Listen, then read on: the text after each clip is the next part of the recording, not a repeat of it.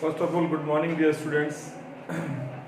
अभी तक मैंने आपको chapter number 9 coordination compound completely explain कर दिया है। उनके जितने भी क्वेश्चंस हैं आप अपनी बुक के जो पीछे जो एग्जांपल्स हैं उसको आप बहुत अच्छे से आसानी से सॉल्व कर पाएंगे अगर मेरे आप वीडियो लेक्चर्स को आपने बहुत अच्छे से स्टडी किया होगा।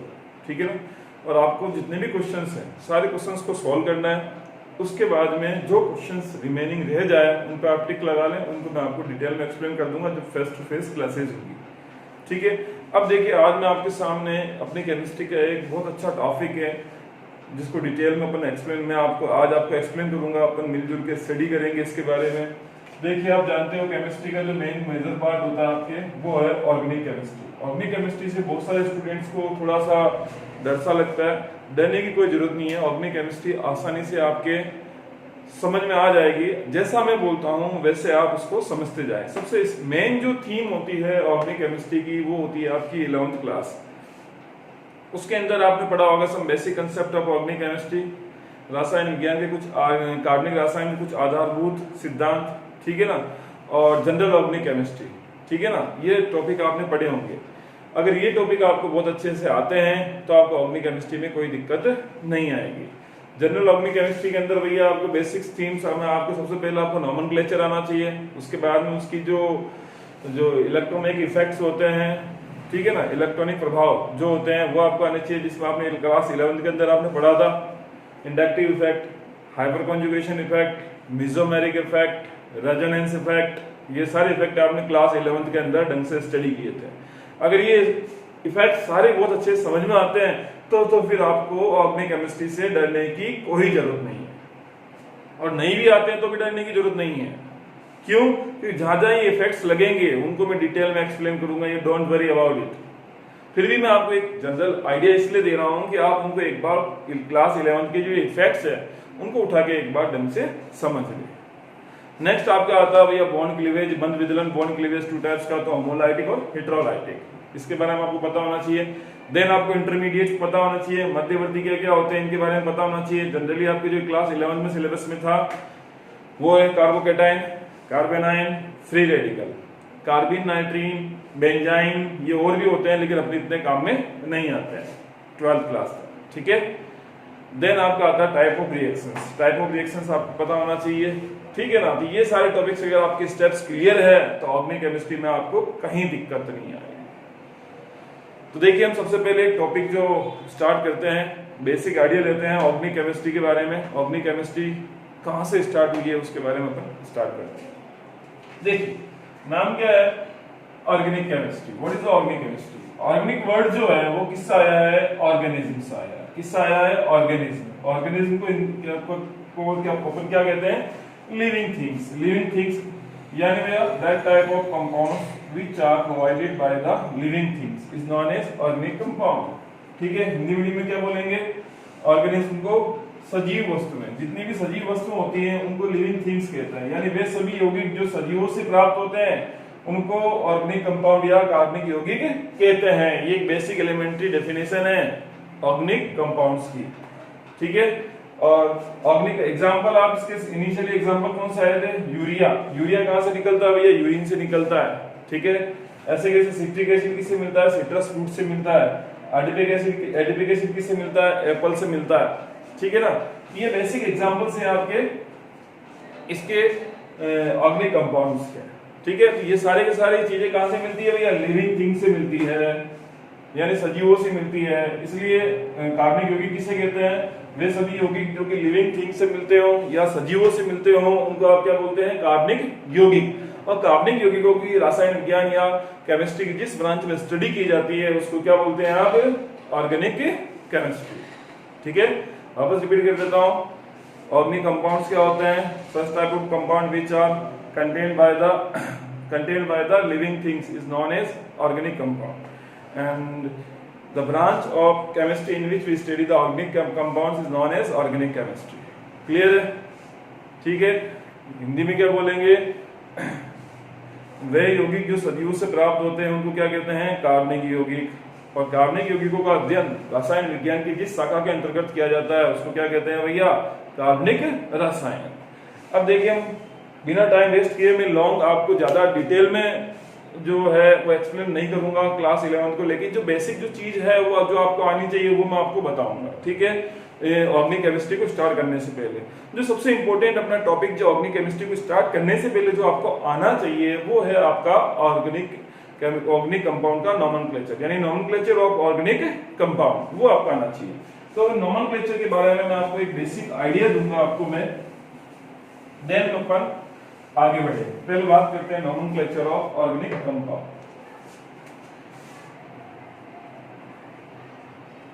नोमेनक्लेचर ऑफ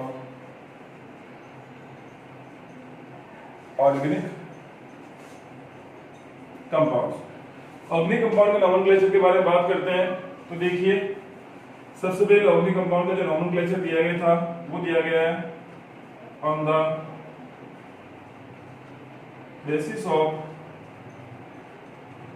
सोर्सेस के बेसिस पर ऑर्गेनिक कंपाउंड का नोमेनक्लेचर दिया गया है। इसके एग्जांपल्स है, फर्स्ट सिट्रिक एसिड, यूरिया, अब स्टेप बाय स्टेप है, formic acid, acetic acid, butyric acid, valeric acid,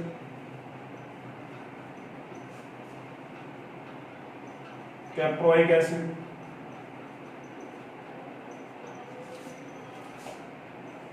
next आप क्या देखेंगे कैप्रोइक एसिड के बाद में, ये हो गया सिट्रिक एसिड,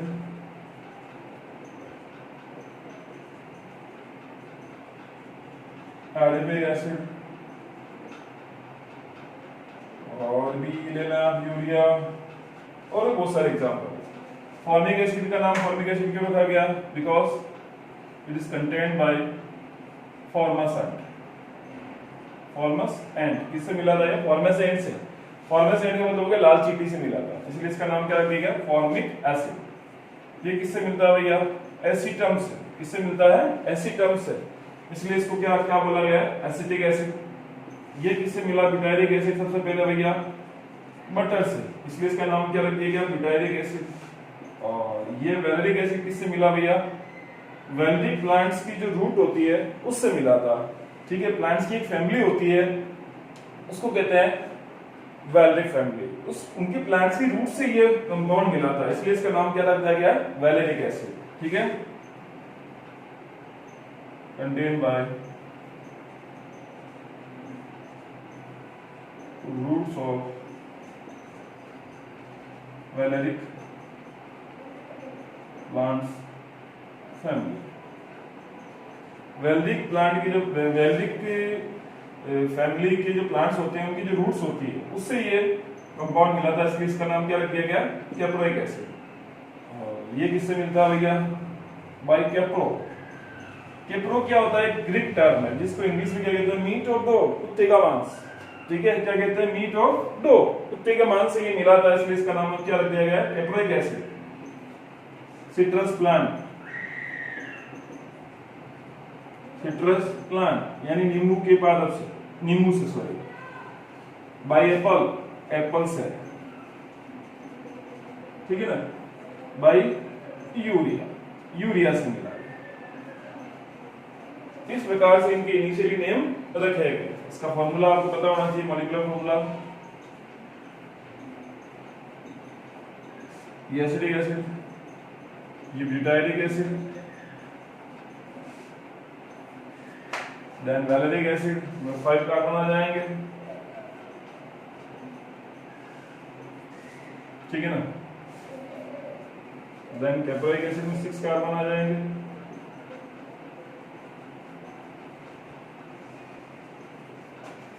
सिट्रिक एसिड का फॉर्मूला आप जानते हैं,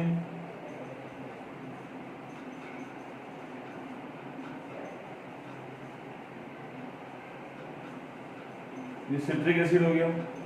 एडिपिक एसिड,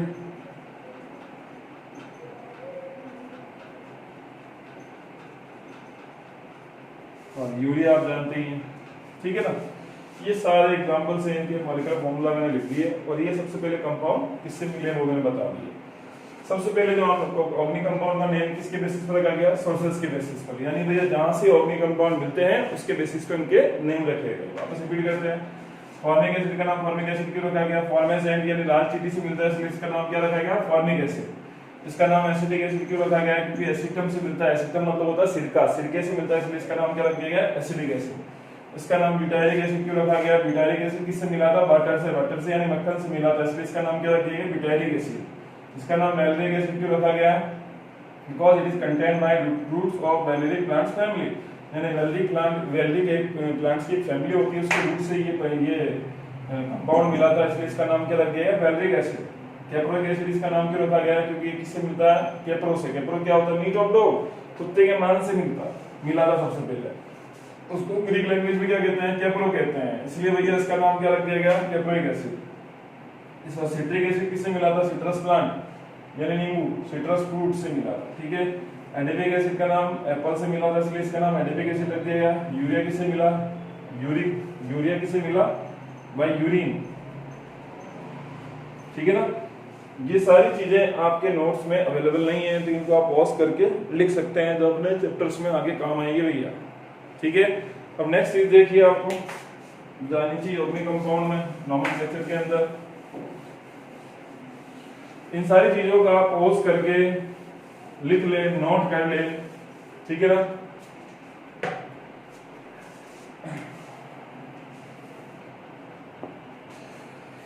देखिए जो मैं आपको नोमेनक्लेचर सिखा रहा हूं उस नोमेनक्लेचर के अंदर आप क्या करेंगे, आप जो मेरी वीडियो लेक्चर है इनको पॉज करके इनको आप लिख लें, नोट कर लें अपनी कॉपी के अंदर, ताकि आपको दिक्कत ना आए क्लास 12th को स्टडी करते हुए। इन सारे नोमेनक्लेचर के अंदर वो एग्जांपल्स मैं कंसीडर कर रहा हूं जो अपने 12th के अंदर बहुत ज्यादा काम में आएंगे, इसलिए इन सारे एग्जांपल्स को बहुत अच्छे से समझे। अगर आप मैं जैसे बता रहा हूं उन पॉइंट्स को क्लियर करते जाएंगे तो ऑर्गेनिक केमिस्ट्री में आपको कहीं भी दिक्कत नहीं आएगी, ठीक है। देखिए नेक्स्ट,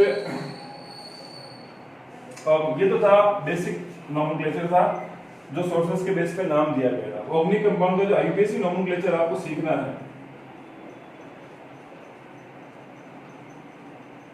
तो उसके लिए आपको पता होना चाहिए नंबर ऑफ कार्बन एटम से किस किस वर्ड का अपन यूज करते हैं, कितने कार्बन होते हैं, उसके अकॉर्डिंग अपन कौन से वर्ड्स का यूज करते हैं वो आपको पता होना चाहिए। आपको पता होना चाहिए C1 3 4 5 6 7 8 9 10 11 12 13 14 15 16 17 18 19 20 30 40 50 60 70 80 90 और ये 100, ठीक है।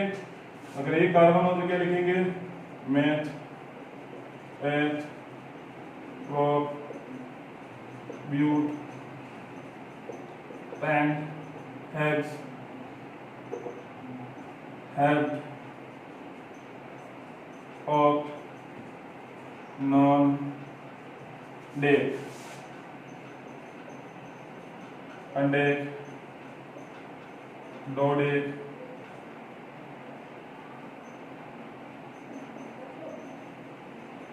ट्राइडेक, tetradec, pentadec, hexadec, heptadec, octadec, nondec, icos, triacont, tetracont, pentacont, hexacont, heptacont, octacont, nonacont और ये सेंट, ठीक है भैया। ये सारे चीजें आपको, सारे पॉइंट्स आपको पता होने चाहिए। जब ये कार्बन हो तो क्या यूज करेंगे, मैथ, 2 हो तो एच, 3 हो तो prop, but, pent, hex, hept, oct, non, dec. 10 तक तो हम ये इनका यूज करेंगे। 11 से 20 तक क्या होगा? Undec, dodec, tridec, tetradec, pentadec, hexadec, heptadec, octadec, nondec, icos. Then आप 30 से तो आप क्या यूज करेंगे? ट्राइकेंट, टेट्राकेंट, पेंटाकेंट, हेक्साकेंट, हेप्टाकेंट, ऑक्टेकेंट, नॉनकेंट और सेंट। ये कुछ एक वर्ड्स है जिनको आप यूज कर नॉमेनक्लेचर को सीखने से पहले आपको पता होना चाहिए। समझिए ना, ऑर्गेनिक कंपाउंड में आपके पास 5 कार्बन है तो सबसे पहले क्या इमेजिन करेंगे? पेंट। अगर ऑर्गेनिक कंपाउंड में 2 कार्बन है तो आपके दिमाग में क्या आना चाहिए? एथ। 8 कार्बन हो तो ऑक्ट, 16 कार्बन हो तो हेक्साडेक, 18 कार्बन हो तो ऑक्टेडेक। ये सारी चीजें आपको पता होनी चाहिए। जनरली हमारा काम 20 तक चल जाता है, ये आपके लिए एक्स्ट्रा बोनस, ठीक है ना। 20 तक तो आपको याद होना ही चाहिए। 12th की केमिस्ट्री के अंदर ये सारे कंपाउंड्स काम में आते हैं।